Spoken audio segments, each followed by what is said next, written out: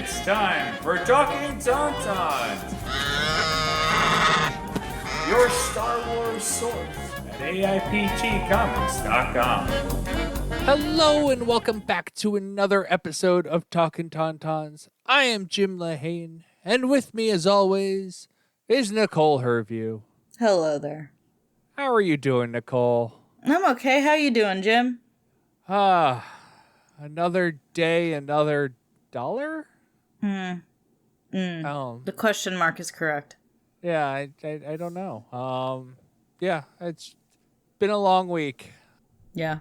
Having two jobs and having the child now on summer vacation and trying to do work on the house. I'm tired. Yeah, that sounds right. That sounds correct. Yeah, her summer vacation starts, mine ends. Fair enough. So, we decided to watch, I'm pretty sure, about 47 hours worth of content for this episode. Yeah, I think so. We today we caught up on the last 3 episodes of the Light and Magic documentary, which, 1, were fantastic, but 2, felt like they were going on forever. Yes.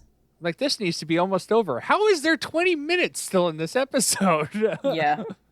I was like, oh, let's introduce more people in their entire life story. Okay. Like the 27th life story I've heard. Yeah, so that's how I watched. I forgot how long they were mentally. And so I watched 2 of them last night, and I'm like, oh, this was a bad idea. I watched all 3 in one shot. So I was off last week. I took off the entire last week because I needed a minute. I just needed a minute.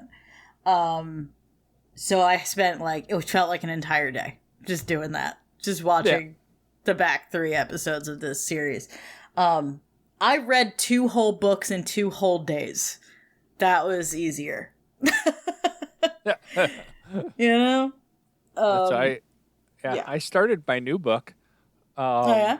Oh, the really long one? The really long one, yeah. In Remembrance of Lost Time. Everything I saw about it said it's a really long book, and I looked it up, and it is literally one of the longest books ever written. It's like 4 times longer than War and Peace. No, thank you. And like the version I have is dense. It's like, and he doesn't use paragraphs, so it's like one paragraph is like a page. No, you lost me. This is a lot of text. Yeah, I'm lost. I'm out. Thank you. Is it good though? Like, is it entertaining? Okay. It's taking me a little bit to get into it. We'll see. The writing style is not to my liking. I don't like overly long sentences is what he does, because I lose focus by the end of the sentence. I'm like, what are we talking about again? Yeah. Yeah. And so it's other authors who have done the same thing. It's not my particular favorite. And so we'll see if I can get into it. But no, I'm going to finish it. It's on my list. I have to, but it's may take me a little while to get into it. Yeah, I feel that. So, but we got some Star Wars news. We did have some Star Wars news. Your Tauntaun will freeze before you reach the first marker. Then I'll see you in hell. Hello, what have we here? So on the day we recorded, right after we finished recording, Star Wars dropped a trailer for a new Star Wars game that's coming out called Star Wars Outlaws. I am so excited about this game. Like, the trailer the looks so good. Yeah, the trailer looks amazing. Yeah. So their little clip on their drop was meet cunning scoundrel Kay Vess in Star Wars Outlaw, the first ever open world Star Wars game. Which I questioned that comment. No, it is. This is definitely a much bigger game than everything they've done in the past is linear. There's a story. This is, I think, on this level, as far as I know. This is gigantic. This game is going to be huge. Okay, because Galaxies. I thought was open world. I don't know anything about Galaxies, I'll be honest with you. Yeah, because Galaxies was definitely like a, I don't know, like a MMO thing, I think. Well, MMO and open world are different things. Okay. I don't know. Yes, Yeah. so Star Wars Yeah. is a massively multiplayer online role-playing game. Yeah. Morg book. What now? Oh, I see. Gotcha. Yeah, I don't know anything about it, but if it's an MMO, from what I understand, an MMO and an open world game are two very different things. Okay. That's my perspective on it, because open world is like single player, like there is a story, but like there's a billion other things that you can be doing. Like this is not a platformer, right? Like, yeah. So this is that, and then so they released the trailer, and then I think a couple days later they released a 10-minute gameplay trailer. Oh, And did they? I hadn't seen that one. Sold me. Oh yeah. Now this is what happens is I don't get alerts on anything, but my boyfriend does, and then he sends me stuff. And he's like, "Oh my god, he's so excited about this game. He's got me excited about this game." And he sent me the gameplay trailer. And I was like, how is this 10 minutes? It felt like 30 seconds. Like, it looks so much fun. And it looks so cool. And, yeah, there's a lot of interesting mechanics going on. And, yeah, I'm sold. I wasn't completely sold from the trailer. From, like, the regular, like, initial trailer. Yeah, it's... Yeah. Like, this sold me. I was like, okay. I had hopes from the trailer, and then I was like, got me over the edge. The gameplay got me over the edge. It looks so fun. It looks so good. For what it is, listen, it's a 10-minute gameplay trailer. You're not going to get a full idea of how polished it is. And an open world game has to be, like I said, gigantic. So, who knows? But what they showed us, of course, looks very good, very polished, very... very fun, very entertaining. So we'll see. Yeah, the gameplay trailer. I know like trailers of video games are always, I feel, misleading because they make a trailer that really has nothing to do. Like it kind of sets you up for the story, but it doesn't really give you like the feeling of the game itself. Since I didn't see the gameplay trailer, how does the trailer graphics kind of feel compared to the gameplay? Yeah, there's cutscenes in the gameplay trailer, and the cutscenes look just like the trailer. Like that, okay. They look good. Obviously, the actual gameplay graphics are not going to be as, like... It's not a completely seamless transition, but it's close. It looks good. It from what I saw, it looks really good. So, good. It looks good. Like, the trailer looks amazing. The one thing I'm really excited about is that there's a woman in the lead. Yeah. It's going to be really... Yeah, and she's dope. She is so interesting. Like, she's so fun. I feel like she's going to be so engaging to play. And I also like that she's not a Force user. Like, we have... You know what I mean? Like, it's... We got a woman in the lead who is not normal? A Force user. It's like a regular person. Like, your average just scoundrel like character. I'm very excited. Like she's basically a rogue, and I am so excited about Scoundrel. A scoundrel. Yeah. She's definitely in deep with some crimes. She's done crimes. Basically, it feels like the whole game is do crimes, and I'm like, okay, sounds fun. So yeah, see, I was super excited about that because like I think my huge criticism of Fallen Order was that the first thing we see of it is that it's led by a white guy, and we've had so many of those. And like yes, regardless of what the story content is, like it's a galaxy, literally a galaxy full of every shape and size, color, creed, anything you have, and you have another game starring a white guy. Yeah. And like that always annoyed me about that game. And so this one I'm super excited, although then I open up Twitter and literally the second comment I see is, are there any men left in the universe? Yeah. if you've watched any other Star Wars. Yeah. Like, Yeah, I can't stand it. Like, listen, you are not, believe it or not, the center of the universe. Like, whatever. Don't get me started, Jim. You said it well. I'm not gonna yell. And this is coming from a white guy. Like, Oh, yeah. I legit, like, if I never see a white guy on screen again, I will be happy. Like, it's, Yeah, right. I don't need it anymore. And there are countless other people who don't look like me who want to see themselves seen, and I would wholeheartedly support that. Yeah. And that's because you have a head on your shoulders and a good conscience. Or something. Or something. Or empathy. I don't know. Maybe I'm just I'm one of those liberals that doesn't know any better.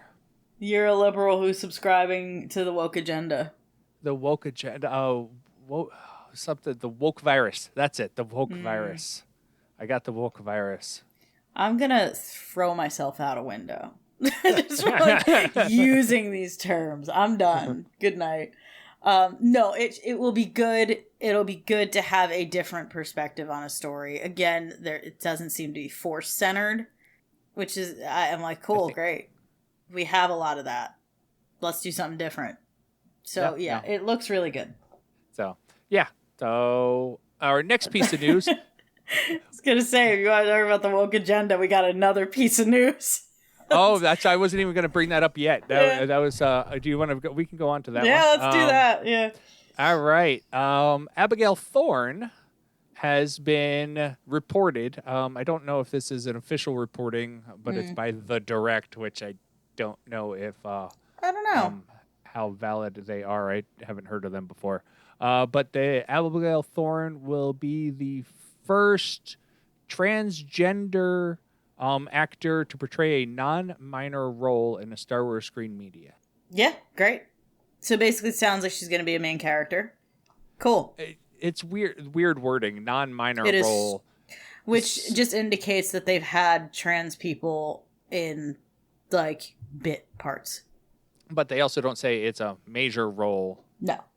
So that's why I'm wondering if the wording of it, is it just she will be kind of those middle tier characters? Yeah, like I think so. I think she'll be recurring, but not like the person we focus on. Yeah. Probably. That'd be my guess. That sounds about based right. on just the wording and nothing else. And also the fact that this is for the Acolyte, right? We haven't the Acolyte. seen her in anything. You know what I mean? Like any of the set photos, any, you know what I mean? Like, that's my guess. But again, I don't know. But we shall see. And people are mad as hell. Oh, I literally just saw this as I was collecting news items this morning. Yeah. Our frequent contributor Nick Naftliotis wrote it up for AIPT, and that's kind of what I'm reading right now is his write up on it. He wrote that according to Thorne's agency, her character is named Ensign Eurus. Okay. And so that's assumed to be part of the, obviously, Galactic Republic military, since we are pre-Empire. Mm-hmm. Yeah, and so that's I do not know any backlash I could assume, and I I don't know how loud it is. I just know that there is some, because people are dumb. But yeah, no, good for her. I hope it's a great role, and I hope we see a lot of her. Yeah, no, definitely. I'm excited. Yeah. Like I say, woke virus. Our last piece of news is also something I did not hear about before. We are going to get the return of Disney Gallery with The Mandalorian, the making of season 3, which will come out June 28th. So that is in a few days. This Wednesday. So probably the day after this episode gets released, depending on how much time I have. So I wonder if we're just going to get a one episode. I assume it's just going to be a one episode look at the season 3, kind of like I think we got one episode on season 2. Yeah. I never watched it. I should watch that. Yeah. I always love the gallery. I think they're really fun. They're interesting. The first season, they did such a good job on the first season that I think they like struggled on the next two because they're like, we already said everything about like the volume. We talked about the volume enough. So, but yeah, that's all the news I got. Nice. And speaking of the volume, that got a the nice volume. little nod. Yes. So let's move on to our main topic of competition discussion. Conversation. There we go. I know all the words, just not in the right context. Well, it's a good thing that my job is words in context. There you go. You can fix me. I can only do so much, Jim. I know it's a large ordeal. Order. Yeah. It's a tall order. It's a large ordeal, and it's a challenging endeavor.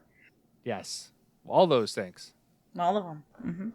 All right, so we are going to discuss the back half of Light and Magic, which we discussed in January, actually. So, but part 2 of an ongoing series out of 2. Of 2, yeah. What is this menagerie of imagination? Episode 4, I think I found my people. Episode 5, morphing, and episode 6. I'm good with words today. You're doing great. Yeah, no more pretending you're dinosaurs, and we know what that one was about. Sorry. I'm just thinking about the footage they have of a poor animator falling, breaking his wrist. I shouldn't be laughing at that. I was like, oh, you ever pretended to be dying? Silliness. Just absolute silliness. I don't remember that part. That's why it's called No More Pretending You're Dinosaurs. I think, but I think I was, like I said, I was struggling last night. I may have. It was very, very. It shouldn't be funny, but yeah. So when they were trying to map out the like animation for the Gallimimus, yes, in Jurassic Park, and they were all like running. That like all the animators were like, okay, let's film ourselves just like running as if we are Gallimimus, and we'll like animate that later. Basically, be the thing they're trying to animate. And one of the animators is supposed to be the Gallimimus that like hops up on the log and like looks behind them at like the T-Rex or whatever. And he tries to do that and he slips. Like they're doing it on a playground. And he slips and he breaks either his full arm or his wrist of his drawing arm.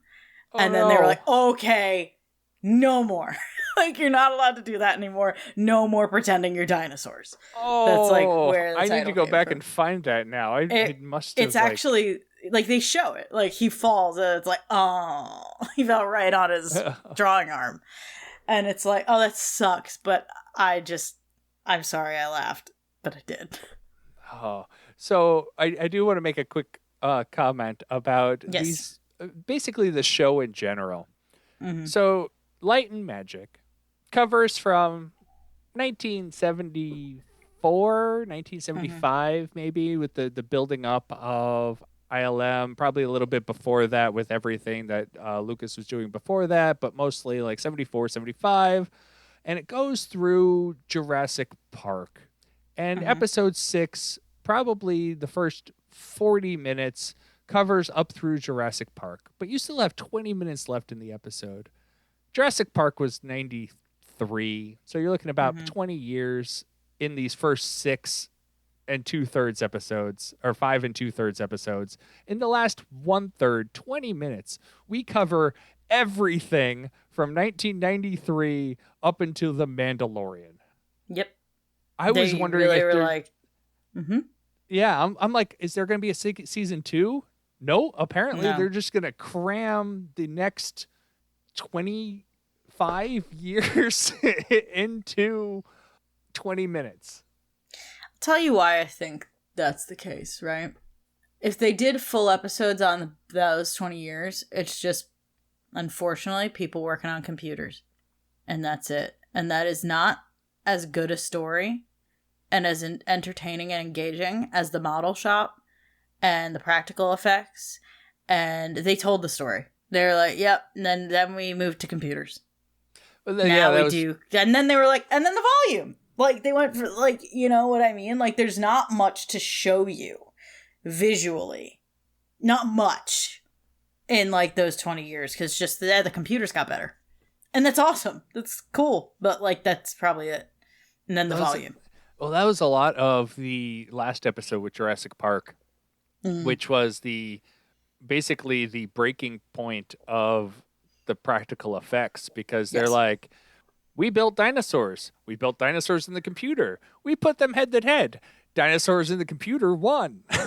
Like, sure did. Phil Tippett was real sad. And you know what? It was really hard for me to watch that episode. Not only do I just have empathy, and I love him. We talked about how much I am Team Phil Tippett, like, forever. I love that guy. As someone whose job and entire livelihood is being threatened by AI right now, I got very upset watching that episode, because I watched it happen to somebody. And every time that I'm like, this is bad. Like, we need to stop, because this is going to be very bad. People are like, oh, it's not going to get that far. Like, it's not going to get that far. Hello? Do I need to show you what just happened to the guy? The guy. And, like, yes, they were like, let's give him a job, like, supervising the dinosaurs, like, the computer animation of the dinosaurs. But, like, what happened after that? You know what I mean? And yes, they still make models, but they make models to then friggin', like, scan them to go into the computer. And it's just not to the same. It's not the same at all. And we do kind of now have a lot of people yelling and, like, demanding more practical effects. I think that, it's come back around, right? We have come back around. Like, I'm kind of surprised that we didn't get a lot of on the prequels, because episode 1 at the time had the most models built of any movie, I think, at all. Like, not even just Star Wars movie, any movie ever. And so this documentary made it seem like we converted to computers and that was it. But that was the end. Yeah, that's not what happened. No, it's definitely about finding a balance between the two, right? And, like, using computers to, like, make the models even better, which is great, or, like, make them smoother, or whatever you need it to be. And, like, I don't know, there is definitely a balance, but they really did frame it, like I said before, of just like, yeah, the computers do the thing now, and that's it. And they mentioned for a minute that it's, like, finding that balance, because, I mean, if you think about all the interviews, right, with like Hayden Christensen and Ewan McGregor about the difference between working on Obi-Wan and the prequels, and they're like, oh, stuff's here. Like, it's always cool. The tennis ball. They're always acting against the tennis ball is what they say. And I feel like they went, yes, there were models and yes, all of that, but I feel like the CG and the blue screen and everything that was on the prequels, it is, holy crap, that is overwhelmingly, like, digital. And I think it's not fun to look at, when you're like, oh god, it's just screens and a person and that's it.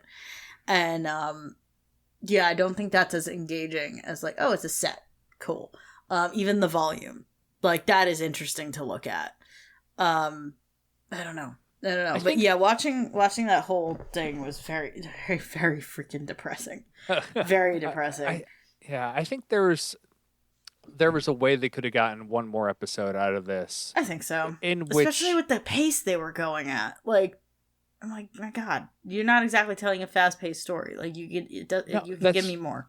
That's what I'm saying. Like, they covered 20 years in almost 6 entire episodes. Yeah. And then 25 years in 20 minutes. Like, you could have, there's so much more to tell that I guess was not the story that they wanted to tell. I think Lawrence Kasdan is the one who made the series. Yes, I think he wanted to go up through Jurassic Park. That's what it felt like. He's like, he wanted to do all the practical effects from Star Wars to Jurassic Park, and that was it. Yeah. And somebody said, we should say something about after Jurassic Park. And he goes, Yeah. fine. Yeah, right. It's like, oh, we have to plug the volume. We have to. That's exactly what it felt like. It's like, because they probably spent, of those 20 minutes, most of the time on the volume. Yeah, absolutely. Absolutely. I loved, there was a moment when George Lucas is on the set of The Mandalorian with the volume, right? He's in the volume and he's talking about like how cool that is and shit. And he's standing there with his cup of coffee and he's clearly just like having a conversation, like 2-3 people, but the entire crew stopped. Like you could just tell everyone just stopped what they were doing. And this man is not speaking to a crowd. He is not projecting. He is just having a conversation. But there's a good 30 to 50 people around him just paying attention. Like, everyone shut up. I was like, that set is silent. And this man is just speaking at a normal volume. Like, just at a normal rate. As if he's having a normal conversation. But he's talking to a room full of people. Because that's how, like, on edge everyone is. Like on the edge of their seat, I mean. Like, everyone's just like, a god has entered the room. And I was like, yeah, that it must be interesting. Every room you walk into stops. I wonder how that is. Yeah, I don't know. And he's such a private individual. Yeah. Mm-hmm. That I don't think he handles it well. Like, no. I think he, like, that's why he also becomes more of a recluse, is because he doesn't like the attention. No, he definitely doesn't. You can tell. He also, listen, I just said something nice about George Lucas. I have to say something mean. Okay, I was a little thrown off. I'm sorry. Yeah, right. Listen, everyone has respect for the man. He's a great ideas man. And like throughout, I kind of had that feeling. But like there were so many times in his like interviews, like his like to camera moments where I was like, he just said nothing. Like he said a lot of words and it was just nothing. And I was like, okay. I used a lot of air to say nothing. Cool. There are a few moments of that. And then my biggest pet peeve is when someone who doesn't understand the inner workings of a certain type of creative work goes, you could do it, figure it out.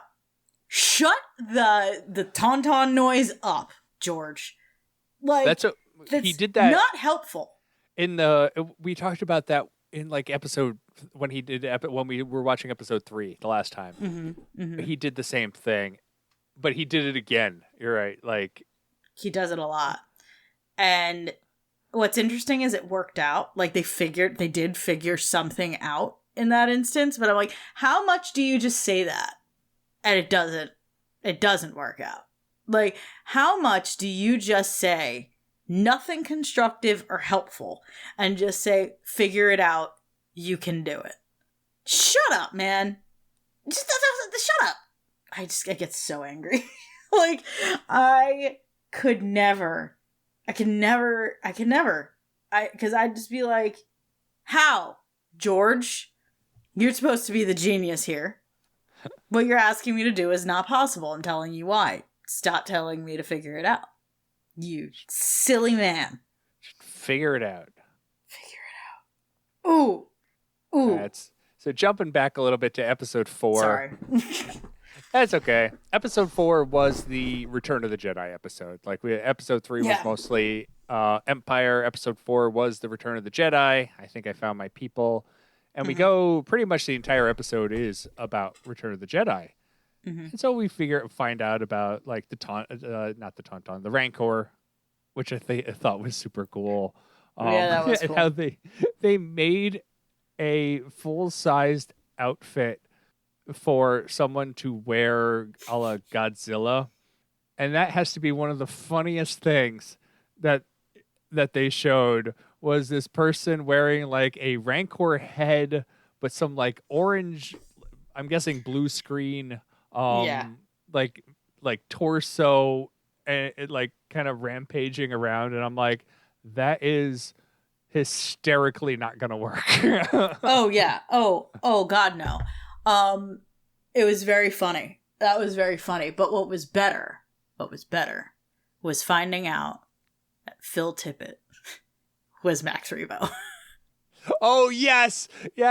And that was the highlight of my day. His wife or girlfriend at the time, I think, they said, walks in and goes, who's in Max Rebo? And that's Phil. She's like, no, that's not. No way. You can't move like that. Can't do it. I thought that was so freaking funny. He is delightful. And finding out that this dude not only made the Tauntaun and like did all this stuff that's like, you know, sentimental for us in our little show here. He's also Max Rebo, which is very important. Did they say if he was Max Rebo in the movies or if he was like, I don't know if he was in the movies or just like trying out the suit, kind of make sure that it worked or not, but it was hysterical, that entire so funny segment of him dancing around in the Max Rebo costume. That was just delightful to see. I don't know if he was Max, like he puppeteered him in the movie, but just seeing him in the suit was freaking hysterical. Like, it was so funny. He is a light. And he puts the light in ILM. Like, I love that man. He is so funny. I know nothing about his personal life or who he is as a human being, but what I know of him, I love. Yeah, he was delightful. I think for me personally, he was the highlight of this entire series. I agree. Like, Dennis Muren got to be a bit cocky. A little bit. I mean, quite obnoxious by the end of it. Well, he earned it, but it was like Phil Tippett also earned it, and he never displayed any cockiness. Yeah. He was always very humble. Mm-hmm. Even Joe Johnson never had any cockiness, at least in this series. And like Joe Johnson seemed very like down to earth. Mm-hmm. And I feel like he's earned it, going from like drawing on some of the movies to directing his own series of movies. Mm-hmm. And like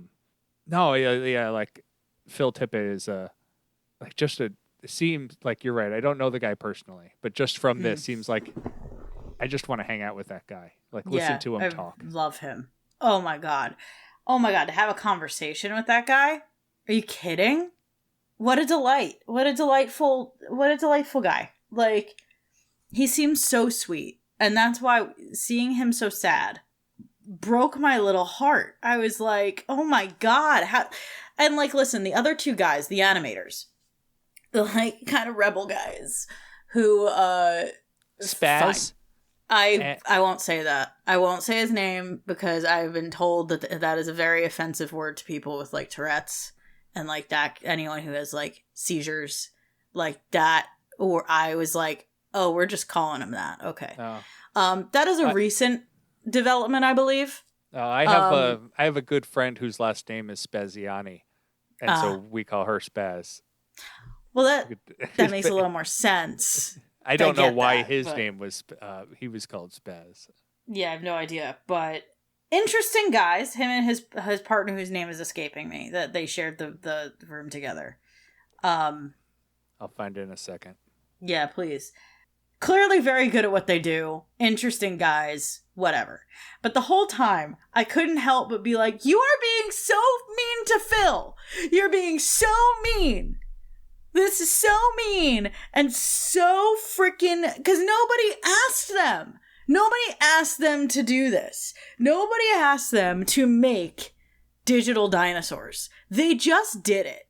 And then they were really, really, really... like underhanded about it, with the guy putting the he made the skeleton walk and he just put it on a screen on loop because he knew Kathleen Kennedy was around, and I just loved her very like almost backhanded compliment, like, because she's so right, because she looked at him and she was like, you're gonna go far in this industry. Because he knew exactly what he was freaking doing. He knew, like, but it worked. Like, he's got the talent. He made it very obvious he was putting it on display. He wasn't, like, sly about it at all. Everyone knew what he was doing. She knew what he was doing. And she was like, that's the kind of thing that gets you ahead. It worked. It worked. This underhanded, like, probably not malicious, to give them the benefit of the doubt. Like, just saying, we can do that and we can make it look better. To be fair, it did. Like, it did. It clearly, the film is what it is. It's one of the best looking. I mean, come on now. It's Jurassic Park. But, like, the whole time I couldn't help but be like, how are you being this mean to my boy Phil? How are you screwing someone over? So you went out of your way to do it. Like, it's like, on one hand, I get it, because they knew they could do it better, and so they did. And it ended up being the best thing for the movie. So I can't really fault them for it. I can't. But at the same time, I'm like, how dare you? How dare you come for my boy Phil? How dare you ruin his job?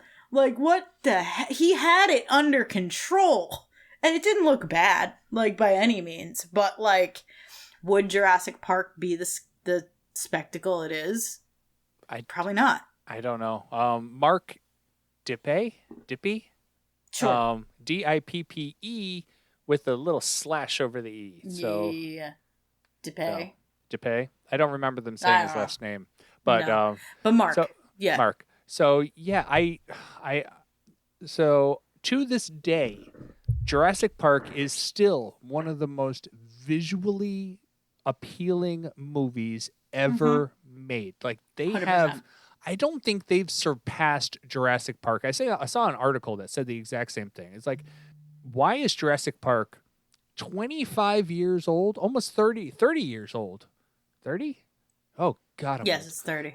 30 years. It's the anniversary, yeah. Yeah. Why is Jurassic Park 30 years old and still better looking than almost every movie that's come out after it? Yeah, it's a good question. I honestly do think it is the marriage of the digital effects with and the practical effects. I mean, the practical T-Rex is legendary. Yes. Absolutely legendary. And like they highlighted things like that T-Rex stepping in the mud. Mm-hmm. That was fully practical. Would they have done something like that like 10 years later, early 2000s? No, that would have been digital. Yeah. And it wouldn't have looked good. No. And so you're right. It's the fact that they couldn't rely on the computer graphics for everything. But I don't think they went into that. Like this documentary made it seem like everything was 100% CGI, which it wasn't. It wasn't. Mm-mm. Yeah. And I feel like that kind of got glossed over. Yeah. The fact that there was a ton of practical effects. We had the raptors. The raptor. There's the famous Triceratops picture where Steven Spielberg's laying on the Triceratops as it's breathing. And people complaining about him butchering these poor animals. Yeah, there's that one of the Triceratops. I don't know if there's just one, but it's on display at Universal Orlando right now. Oh, is it? Because they're celebrating the anniversary of Jurassic Park. They have like a huge little display. They have a whole like display in a shop and a store. Yeah. And the Triceratops is out front, like, as part of it. They all year long have one of the Velociraptors on display as well. You can see it. Oh, the makeup show, the like horror makeup show. The waiting room has a bunch of like old actual like effects and stuff. They have the dude's head from Jaws. What's his name? Jaws? Yes. In Jaws, the guy whose head like comes out of the boat, and they're like, "Oh my God, it's Ben something." Oh, I've seen that movie once, and it was a long time ago. I love that movie. Yeah, they have like his head, Ben Gardner. I got it. They have Ben Gardner's head from Jaws. They have a full Velociraptor, just like from behind glass, but like from Jurassic Park, like There's stuff there. If you go to Universal Hollywood and Orlando, you can see actual dinosaurs from Jurassic Park. Just proving that, like, you know what I mean. But, yeah. Listen, even going on those rides, those animatronics look great. Because the T-Rex was an animatronic. Yeah, well, that's so, why I've never been to Universal. That's one of those things. It's fun. Like, I want to go, but there's problematic things in Universal. Yes, there sure are. That said, I'm going in 3 months, so I can report back. But yeah, yep, I'm going around Horror Nights, so I'm very excited about that. Oh yeah, the 3 months would be September. Yes. Yeah. Mm-hmm. Late September, early October. That'll be I'll fun. Be there. Yeah, yeah. That's on my list. Like, I want to do. I don't think the family would enjoy the Jurassic Park stuff, but it's fun. Obviously, it's really cool. Like, I wanted to be a paleontologist before Jurassic Park. Yeah. But after Jurassic Park, it was like, yeah, this is happening. Yeah, absolutely. That's so cool. So I did find the clip of the dinosaurs, of the guy falling. Sorry, that was really funny. loud. It's hysterical. It shouldn't be funny. I feel really bad for him. He broke his That's sad. Still funny. I'm sure he thinks it's funny. I think it's the commentary after where you're right. It's like there's a policy at ILM where we're not allowed to be dinosaurs anymore. Yeah. Very funny. No one that put a stop to it. Oops. Big oop. Whoops. So the funny. Second episode was kind of the middle ground between Return of the Jedi and Jurassic Park. So you got about 10 years in there. Yeah, we should probably talk about that, I guess.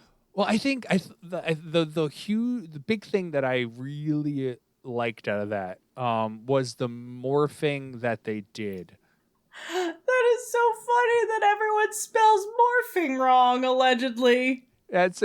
He's like, we spelt it with a F. Everyone else spells it with a PH. They're wrong. Like, okay. Did you invent the word, buddy? Because morphological? Like, I'm pretty sure. Metamorphosis. Yeah, that's like, PH. That's the word. Like, that's pretty the sure metamorphosis and morphological, those are older than you are. Yeah. Found that very funny. But yes, go on, Jim. Sorry. So I liked, so in these early days of morphing with an F, they couldn't do like the everything that they wanted to with the CGI, so they needed to make middle ground animals.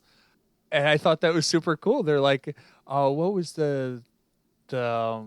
It was the goat. Like, the goat to the ostrich was so cool. They're like, I didn't ever think that the head shape was similar, and then they like showed it, and I was like, whoa! Like, it's so cool. Well, they're like, we need to make a goat that is identical to the goat on set. Like, you better hope that goat doesn't die.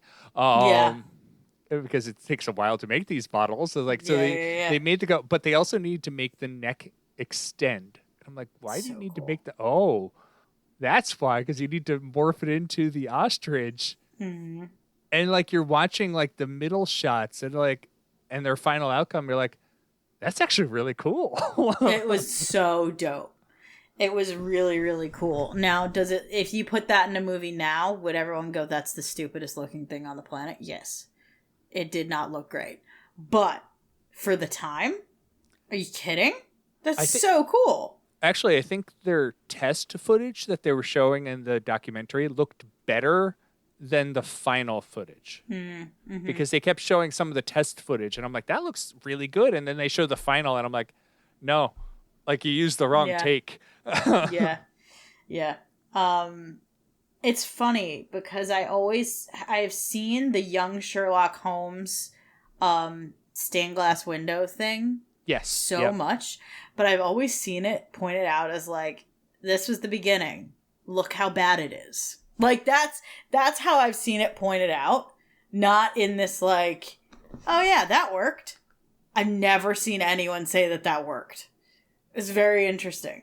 I don't think it looked bad because you're also bad. But the thing that I think people are highlighting, like, you get the side shot and you're like, that doesn't look great. But then you keep in mind it's stained glass. You're It's supposed stained to be glass. able to see through it. Correct. Yeah. And I correct. think that is the problem people aren't understanding. Yeah. Like yes.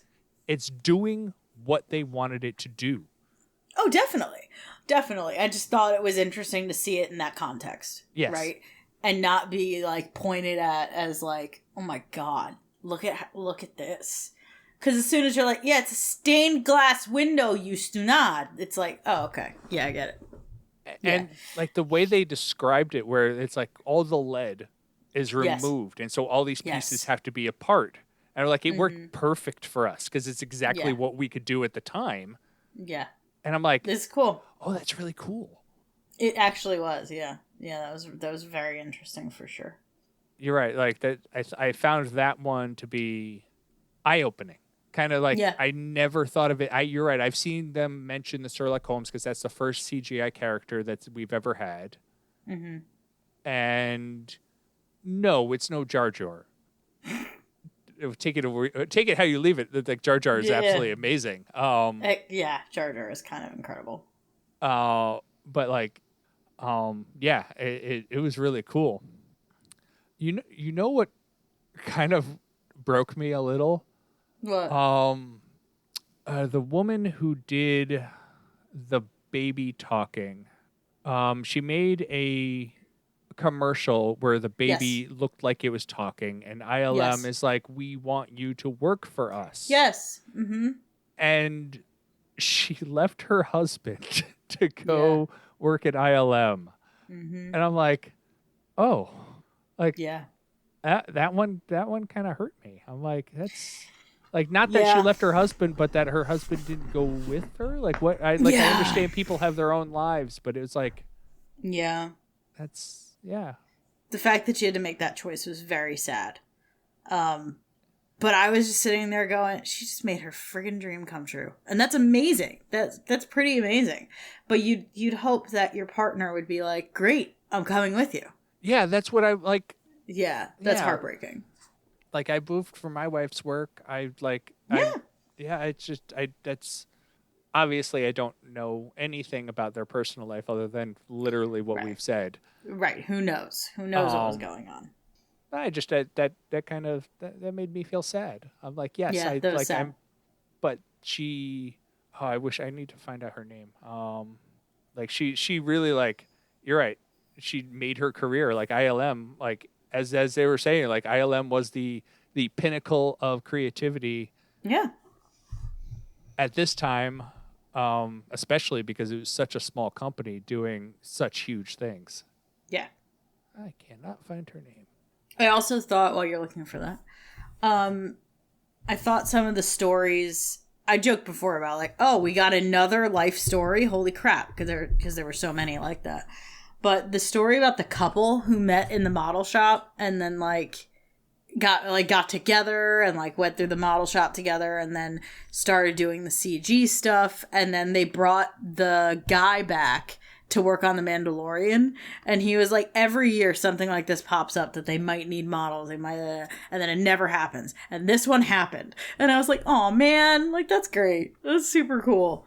There are a lot of very interesting characters like that in this series, because it's like everyone who worked there had this like big personality, it seemed, or at least those are the people they highlighted. But yeah, it was super interesting. That bit was super interesting. It was, and like we said, we lose a lot of the big personalities that came after Jurassic Park. So I found her name, Ellen Poon. And I do like these latter episodes because you had mentioned it before. It was an all boys club. They occasionally mentioned the women that were involved, but it seemed like they didn't make the highlights. There was a lot more women highlighted in these last 3 episodes, which I liked, especially like then we start getting into the like Ellen Poon was from Hong Kong, and we found out more about his name's escaping me, Doug Chang, who is huge, like literally like basically Doug Chang took over everything that names are getting terrible. The idea drawer from the OT. Oh. Yes, I don't know his name, but yes. Yeah. Why can I not? There's a lot of names in this. Like a lot of names. Ralph McQuarrie.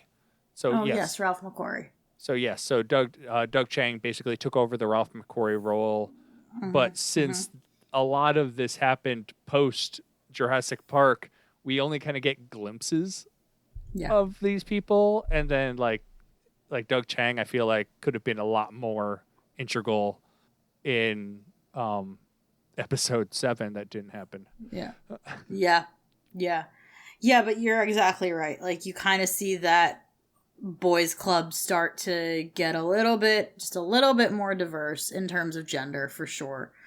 And you just kind of see that expand a little bit. But what I thought was really interesting, we only have like a few minutes, but the Pixar story.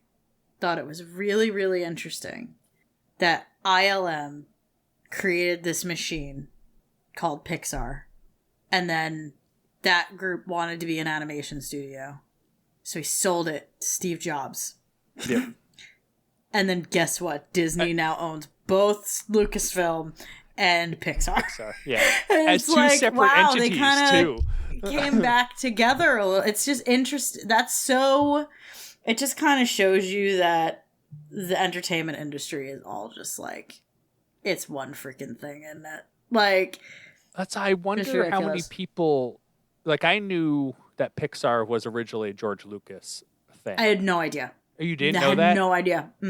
If I did, I forgot. If I once knew, it's gone. Yeah, that was one of those things, like, because it was 80s.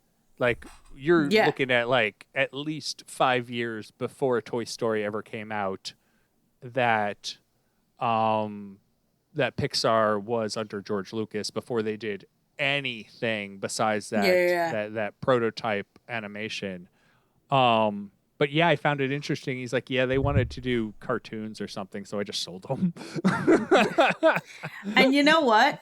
Fair enough. Like, let them do what they want to do. Like, let them spread their wings, I guess. But he knew that wasn't his game. Oh yeah. Fair enough. Despite basically it is. Yeah, kind of. CGI is basically lifelike animation. Yeah. Yes, you're right. But yeah, he didn't want to make like Toy Story. Let them do it over there. Yeah, and it's like Pixar has turned out some of the best movies ever made. 100%. Yeah, Pixar is Pixar. Just Pixar. Just Pixar. Great stuff. All right, I think that's most of what I had. Like I said, I don't know why it feels so long. Yeah, I don't know. Because it really did. Like I mentioned the same thing I said to you, that it like took 47 hours to watch this documentary. Yeah. And she's like, it must not have been interesting. I'm like, it was fascinating, but I don't know why it just feels so long. Like literally, I'm like, this has to be almost over. How is there still 20 minutes out of a 60-minute episode still left to go? I feel like I've been watching this for days. Yeah, for real. And I don't know if it's because it's dense. Excuse me. Yes, I think it is. Because like it is there's a lot going on. It's very heavy. It's very I don't know. There's not a lot of filler. There's not a lot of, it's just like, this is what happened, and like, I don't know. It is very dense. Dense is the perfect word for it. You also get a lot of, it's not consistent. So like I said, episode 4 was the Return of the Jedi episode. It's not just the Return of the Jedi episode, because they cover other stuff. Like episode 6 is not just the Jurassic Park episode, because like we said, we cover everything past Jurassic Park for the last 20 minutes. So like Jurassic Park is like the middle, like maybe 30 minutes of it. And so it feels like it could be a lot more shorter episodes if you just broke it out by context. Like just do Return of the Jedi as an episode. It would be a lot shorter, a lot more concise. And then like the next one, like I don't know if it's the way it's arranged makes it feel longer, but yeah, it's I don't even want to say it's a struggle to get through. It's a struggle to remain awake. So It's very interesting and it's well made. It's just a lot to do all at once. yeah, like I think if we were doing this one a week, it would be a lot different. Yeah, probably. All right, but that's all I got. Me too. I could probably say more, like the woman sticking her finger into the water glob that still disturbs me. And then tasting I hate that. it. And then tasting it. What freaking Abyss? Is that Abyss? That's Abyss. I've never seen Abyss. I remember hearing about it though. You just tasted that person's face. Yeah, I it always felt like I don't know the plot of this film. I don't know anything about it. But to me, that felt so sinister. You know? Like, I was like, this like a thing Hannibal is Lecter sort of thing? Yeah, I don't know. It just felt like this thing is trying to lull you into a false sense of security is like the vibe I get from that thing. And like, it's sticking its tongue out and smiling at her. I'm like, no.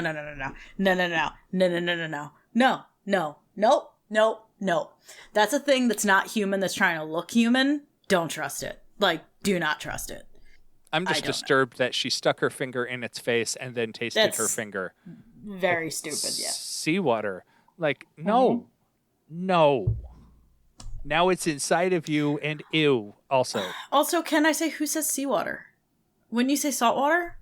Yeah. Like, I just don't know. I just don't know if that's like... Is seawater taste differently than saltwater? Like, I don't think so. How do you know it's... I don't know. The whole bit just made me very uncomfortable. I've never seen Abyss, though, so I have no I love context. how we're talking about like the context of the movie when we literally have no idea about the context of the movie. It's out of context. That's what it feels like. It's very weird. It is very weird. So, all right. I think that's it. Yeah. If you want to interact with us or follow us, you can find us on Twitter at Talkin Tauntauns. You can email us at Talkin Tauntauns or talkintauntauns at aiptcomics.com. Something, ats, lots of ats. You can join our Patreon through AIPT Comics and join us on Discord. You can leave us a 5-star review in all of your favorite podcasting platforms. And with that, I believe we'll see you next week. Plans are up in the air at the moment, but we will we'll be here if we will, or if we can. If you hear from us, we will be here. If not, then we are not. Yep. Great. Master of the obvious. Phenomenal. Bye.